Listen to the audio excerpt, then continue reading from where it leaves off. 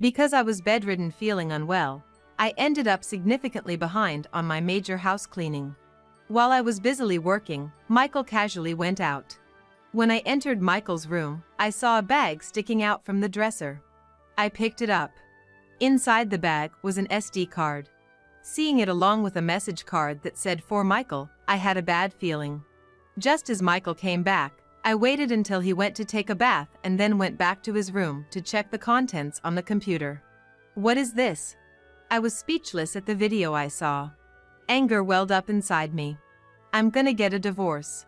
I decided that and gathered all the relatives at my house the next day. Now, please watch this.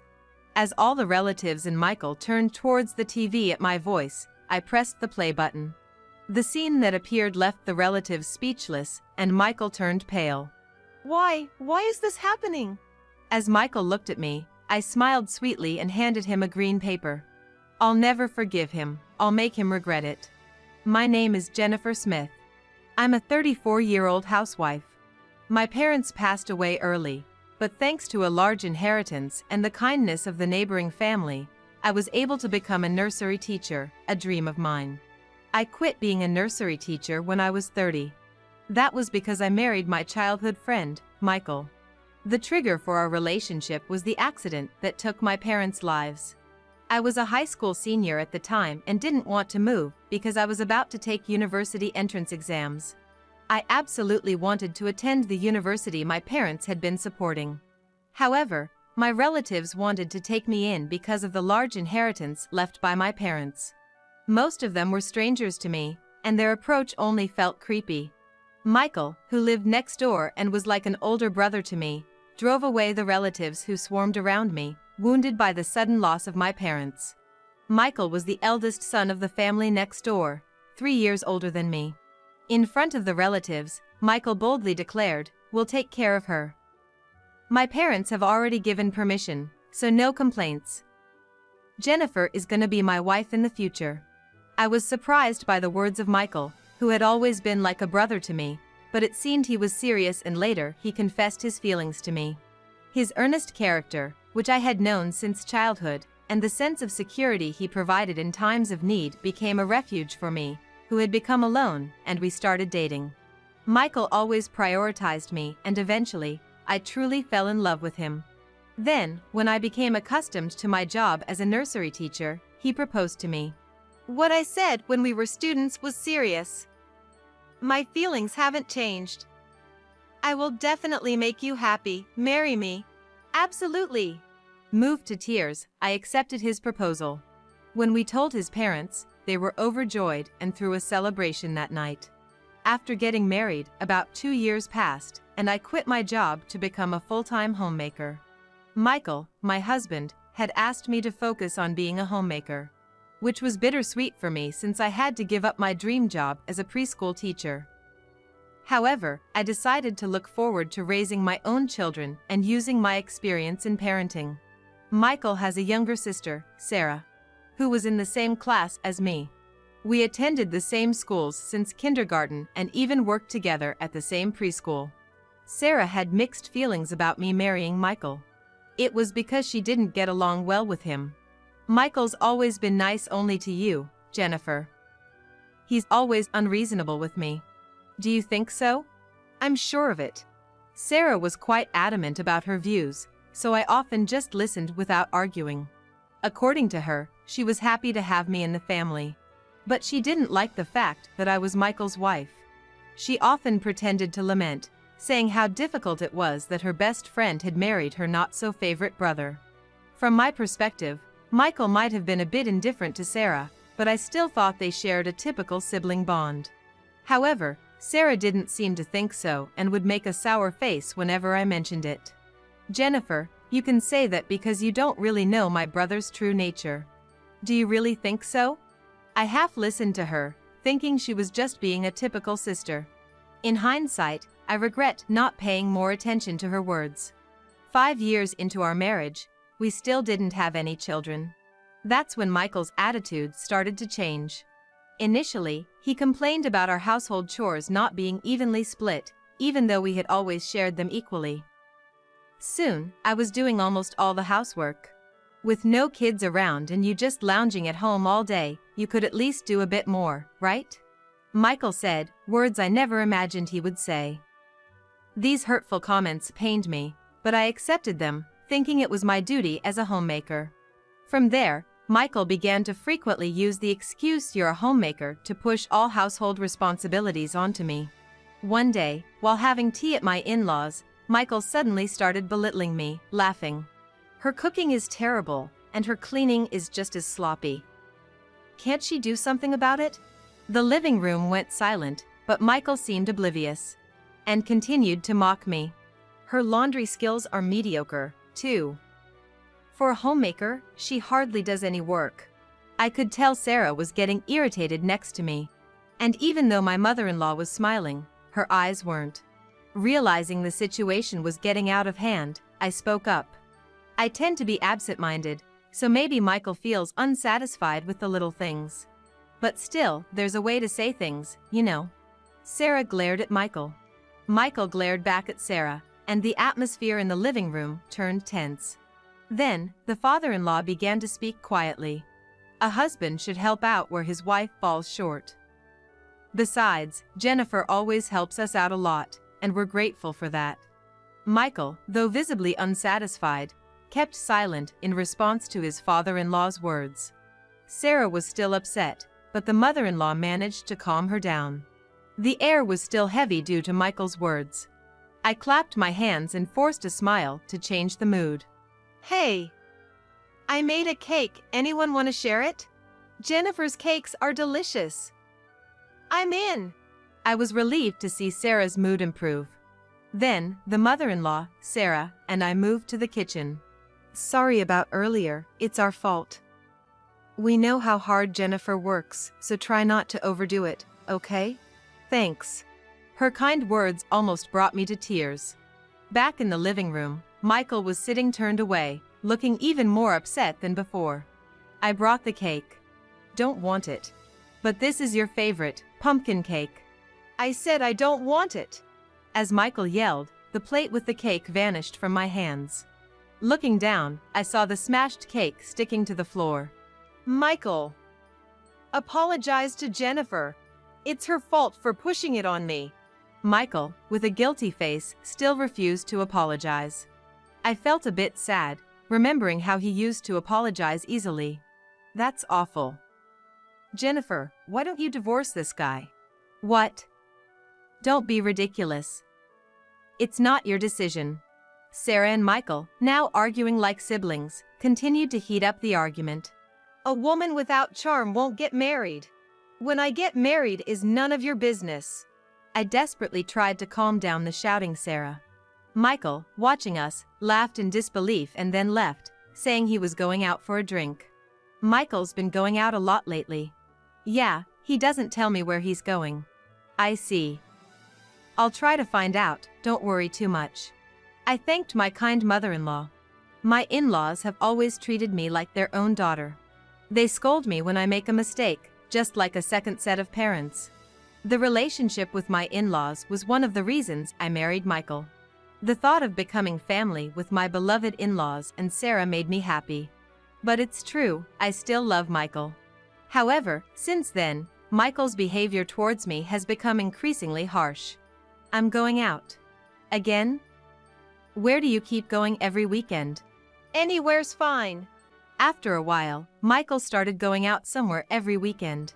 Sometimes he would stay overnight, but stubbornly refused to tell me where he was going.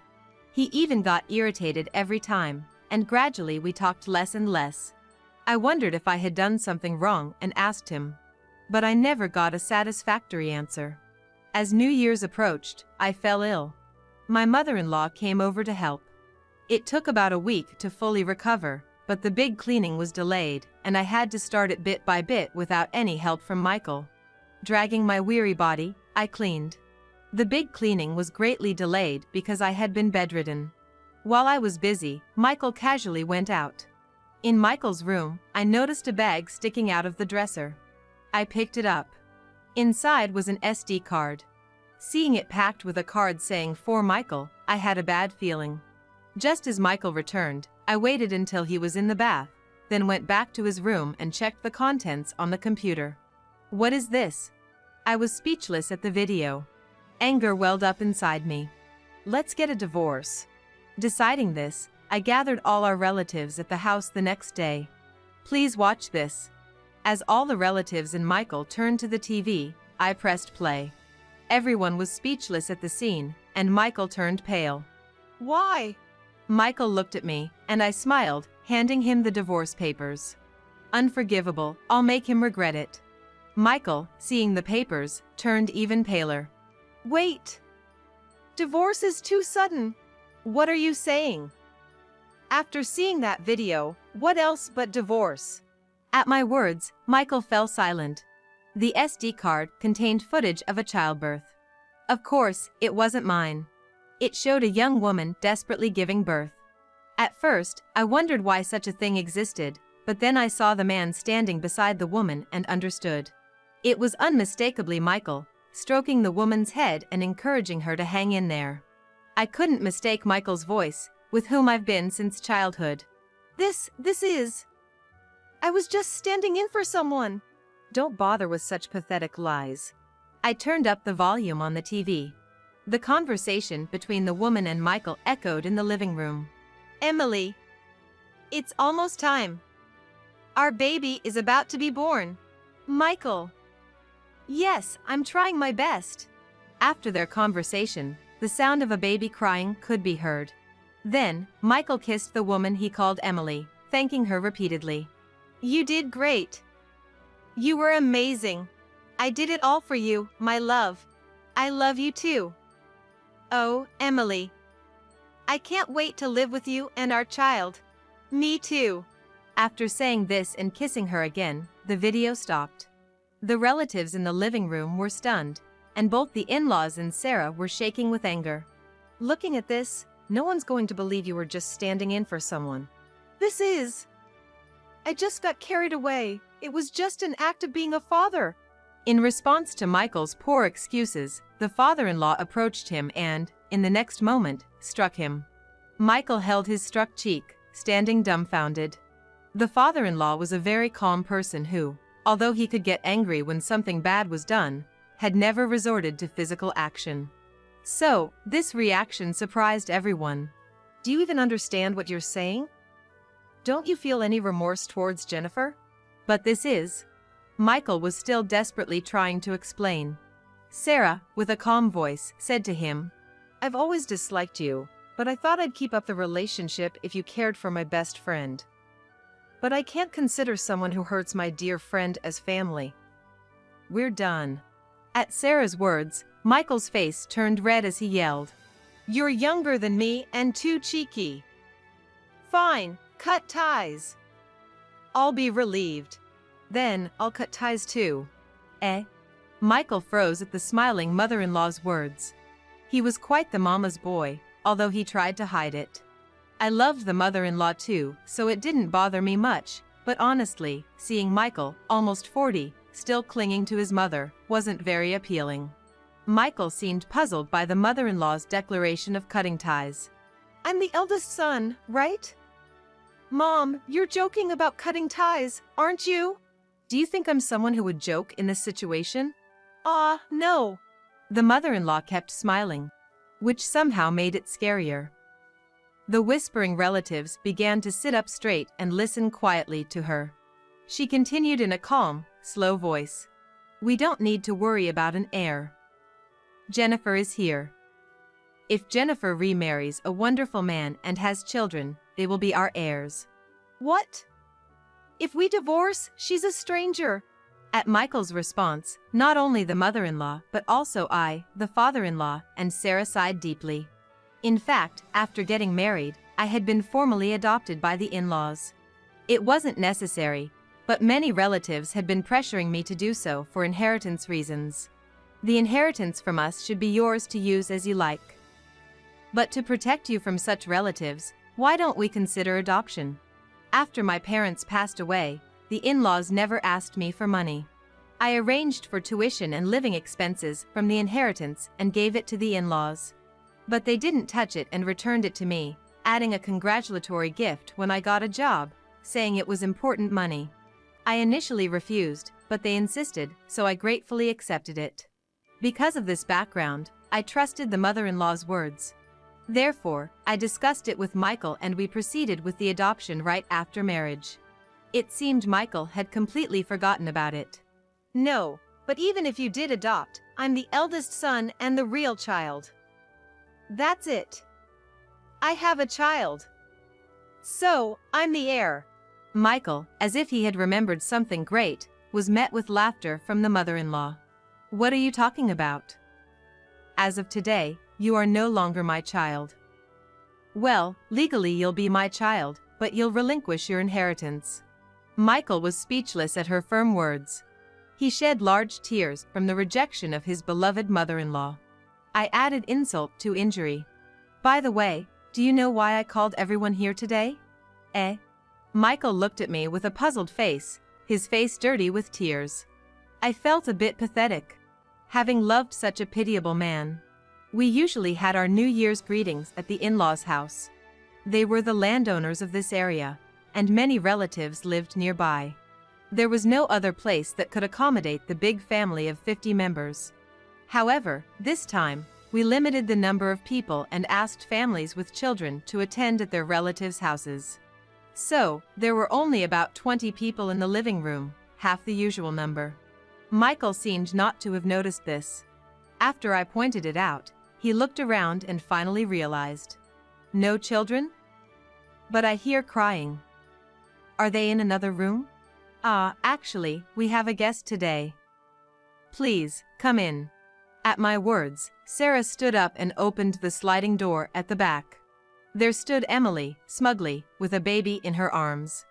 Emily, holding the baby proudly, looked as if she felt welcomed as a matter of course. Nice to meet you. My name is Emily. This is Kai, my son with Michael, the fruit of our love. She said this energetically. Emily's attitude changed completely when she responded bluntly to the mother-in-law, who frowned at her. Even though it was through the door, she must have heard the earlier conversation. But then, I noticed the earphones in Emily's hands. Were you listening to music in the next room? Yeah, I was bored. Contrary to her demeanor towards the mother-in-law, she responded to me brusquely. Her attitude was as if she was already the legitimate wife, which irritated me, but then I realized that indeed, she would be the legitimate wife soon. Do you understand why you were called here today? We're getting divorced, right? So I'll be the new wife of this house. With Kai here, the heir is secure. It's a celebration, right? I couldn't help but sigh at her blissful ignorance. In this tense atmosphere, thinking it's a celebration, how could she be so oblivious to the mood? Michael was initially stunned by the suddenness of it all, but seeing Emily's complete lack of awareness, he seemed to come back to his senses. Emily, this is a difficult discussion we're having right now. I'll contact you later. I can't wait anymore. Just sign the divorce papers now. Emily said this as she handed a pen to Michael. Then she turned to me with a smug smile. Jennifer, was it? Thank you for your services until today.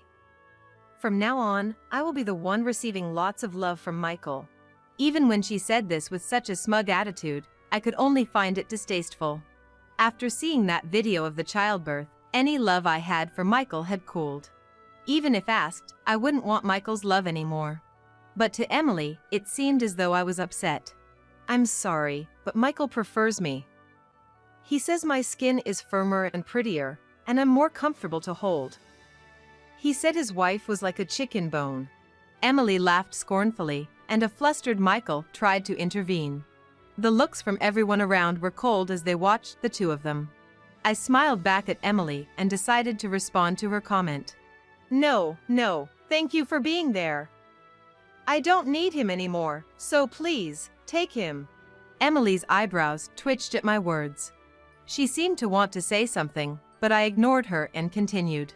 Well, you're getting a man who's about to be cut off from his family, lose his house, his job, and become penniless. But if you're okay with that. Emily looked shocked.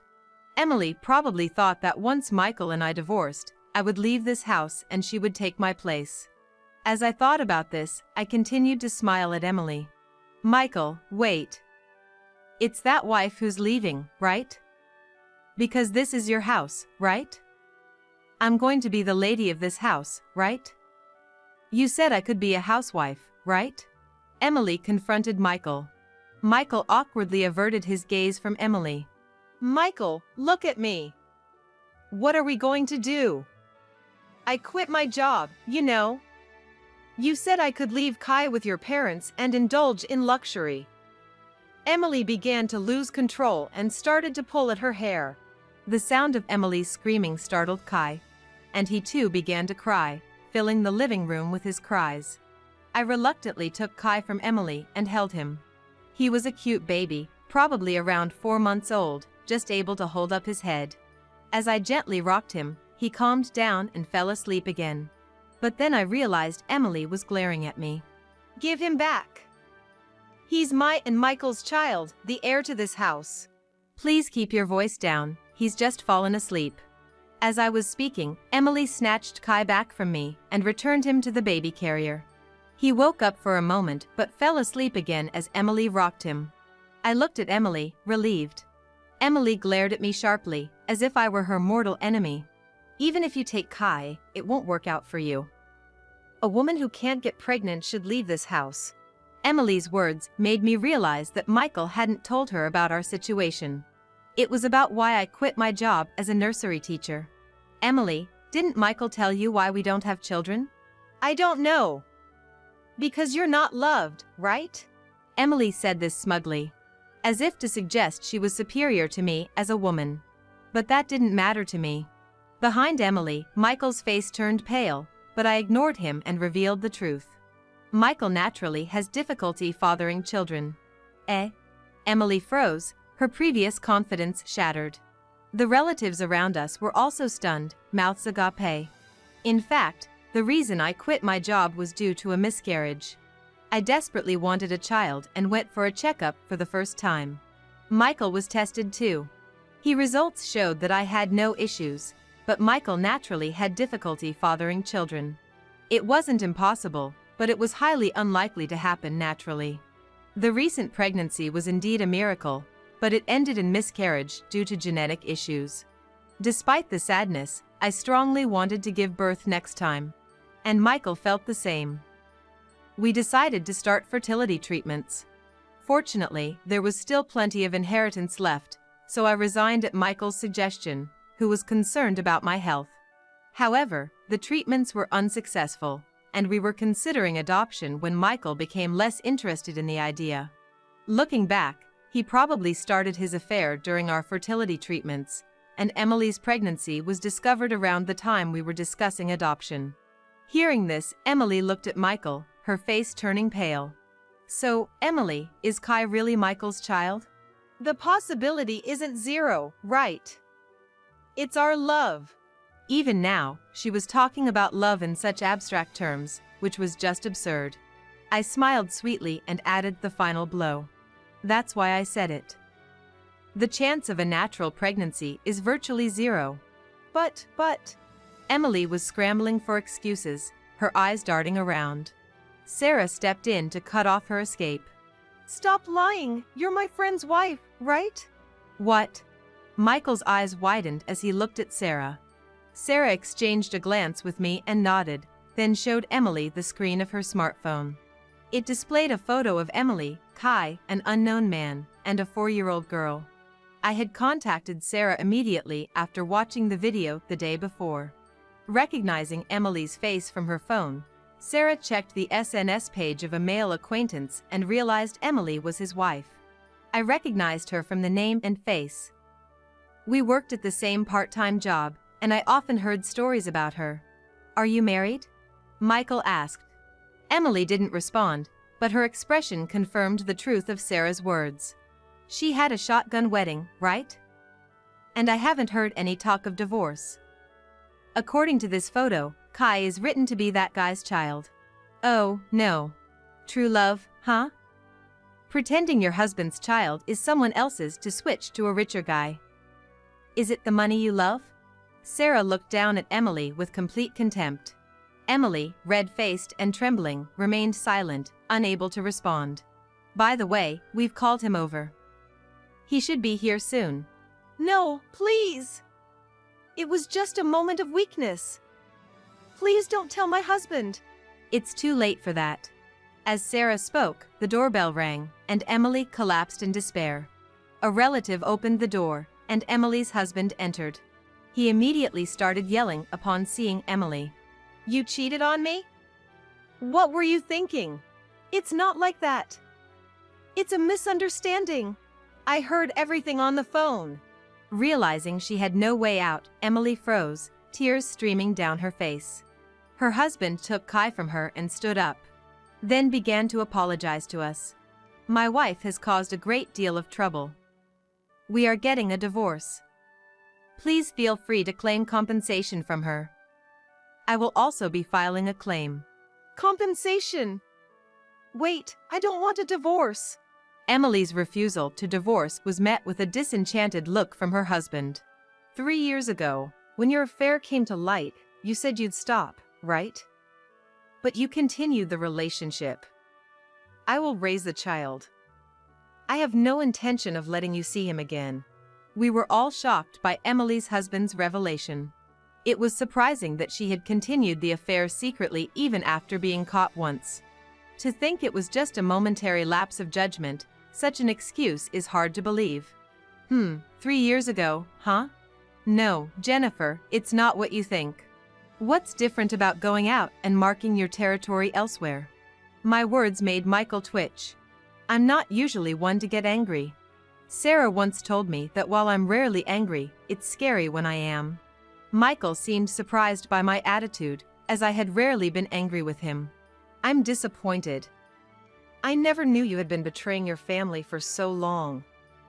I always tried to reconcile you with Sarah, but it seems I was the one who was blind. Sarah nodded as if she finally understood. Michael was stunned by my direct words. I'll also be filing for compensation.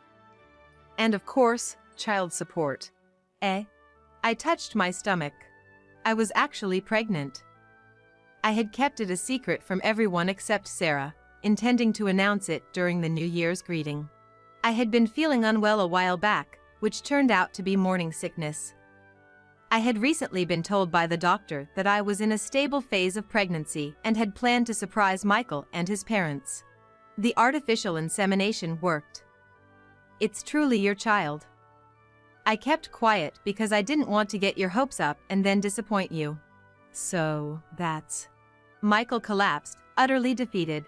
Emily, too, seemed to have no energy left to argue, overwhelmed by her impending divorce and my pregnancy. Then, please fill out the divorce papers. I handed a pen to Michael and left the house with Sarah. By now, Michael would be writing the divorce papers under the stern gaze of his parents-in-law. Feeling relieved that I had said everything I needed to, I enjoyed a leisurely tea time with Sarah. Later, Michael and I finalized our divorce. Michael, who was working at a family-owned company, got fired due to this scandal, literally leaving him penniless and kicked out of the house. Emily, now divorced, tried to extract money from Michael. However, seeing his impoverished state in a shabby apartment from his newly found part-time job, she quickly disappeared. Eventually, to pay for alimony and child support, Emily worked at a seedy bar, where she got involved with troublesome customers and rumors have it that she was taken somewhere. I learned about this because Sarah, laughing about the fleeting nature of true love, informed me. She got the information from Emily's ex-husband, who is her friend. Recently, Sarah has been hanging out more with her friend and their kids, and the story came up in their conversations. This friend was someone Sarah had a crush on during their student days. He apparently had feelings for her too, but since Emily, his then-girlfriend, got pregnant, he married her out of responsibility. Sarah denies it, but her blushing face suggests that maybe a new romance is blossoming for her. After Michael left, my in-laws were initially downcast, but they perked up amidst the bustle of my pregnancy preparations. Now, they dote on their grandchild and have become wonderful grandparents. Initially, they were hesitant, not wanting to impose on me, but gradually, they started treating me like a real daughter again. Living together after the birth, Our relationship has become so close that even Sarah jokes about not knowing who the real daughter is. As for me, I safely gave birth to a beautiful baby girl. We hope she grows up bright and cheerful. I hope my daughter grows up to be as bright and cheerful as Sarah, who is not only my best friend but now also like a sister to me. She is someone I truly admire. Jennifer. She won't stop crying. Okay, I'm coming. I hear my daughter's cries and Sarah's troubled voice from the living room. Laughing, I respond and leave the balcony. Outside, the sky is clear and cloudless. I feel a bright future awaits us. Under this vast blue sky,